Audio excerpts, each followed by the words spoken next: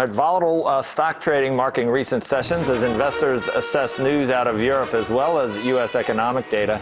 Joining us now, a squawk master of the market, Marc Faber, editor and publisher of the Gloom, Boom and Doom Report. Where are you, Marc? I didn't see it. It didn't say you in London, Hong Kong. Where no, I'm in Montreal.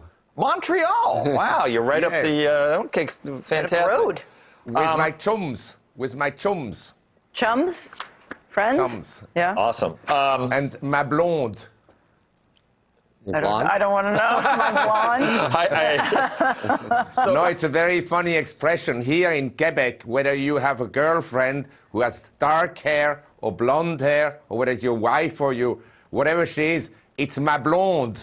Okay, perfect. And we don't want to know anything else about girlfriends last time. Yeah, he did. On. Yeah. Marc he lives in Thailand half the time. Anyway, hey, Marc, one of the things that you said recently is that this volatility is going to continue, although you're not necessarily saying it's going to be biased to the downside. It's just going to stay volatile. But the one thing you're pretty sure of is that the dollar will continue to be a good trade as far as on the long side. Why? Yes. Well, I think the volatility arises because we had the NASDAQ bubble, and then we had the housing bubble and the stock market bubble and then a commodities bubble. And usually when the bubble bursts, like after 29 or after the late 60s, you have a period of very high volatility for about 10 to 15 years before the markets settle down and then reignite the uptrend. And as far as the dollar is concerned, the reason I'm actually quite positive is that global liquidity, despite of the fact that the ECB and the European governments will flood the market with liquidity to bail themselves out, that global liquidity is tightening. And whenever global liquidity is tightening, it's bad for asset prices, but it's good for the US dollar, as was the case in 2008. It's so compelling, a lot of stuff that you write and that you condense into, these little... let me just read this, one of the things you said. The problem I have with the investment universe is that I find it difficult to envision how the U.S. and Western Europe can return to healthy, sustainable growth without a complete purge of the financial system and some type of catalytic, at least it isn't catalytic.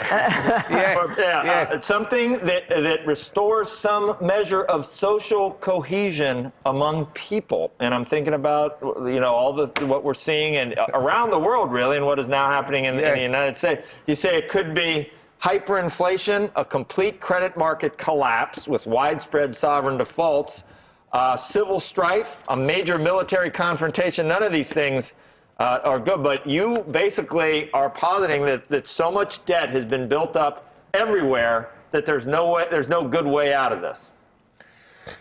Well, my view is, and you just heard the interview of the gentleman before, basically we have the Keynesians and we have the Democrats, and I'm not saying all Democrats are equal, but they want interventions, and we had far too many interventions in the Western world, where the share of the total economy that goes to government and is government sponsored has grown.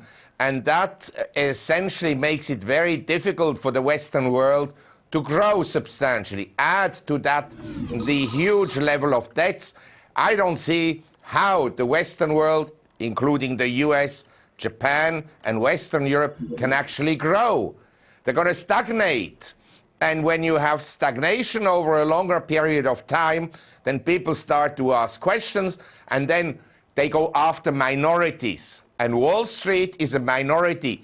They are a minority that anyone else would have done the same. They used the system, but they didn't create the system. The system was created by the lobbyists and by Washington. So they should actually go to Washington and also occupy the Federal Reserve on the way. All right.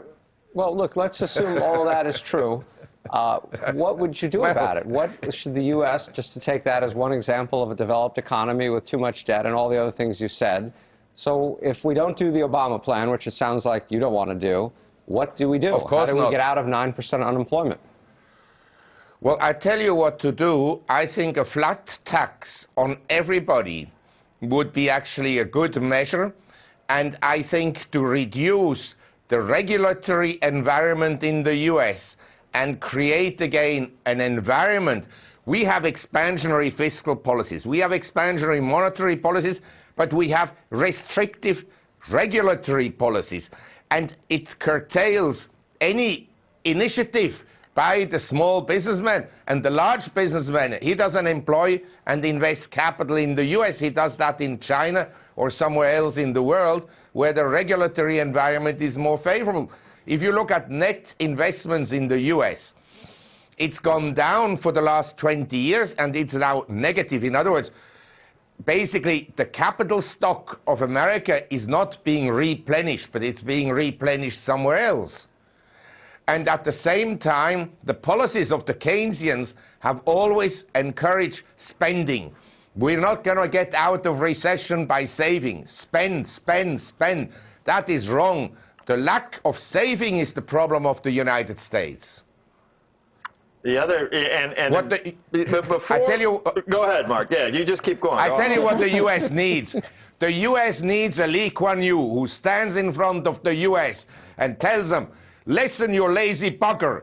Now you have to tighten your belts. You have to save more. You have to work more for lower salaries. And only through that we will get out of the current dilemma that essentially prevents the economy from growing. Well, that's essentially what David Cameron is saying in the United Kingdom. It doesn't seem to be working too well so far.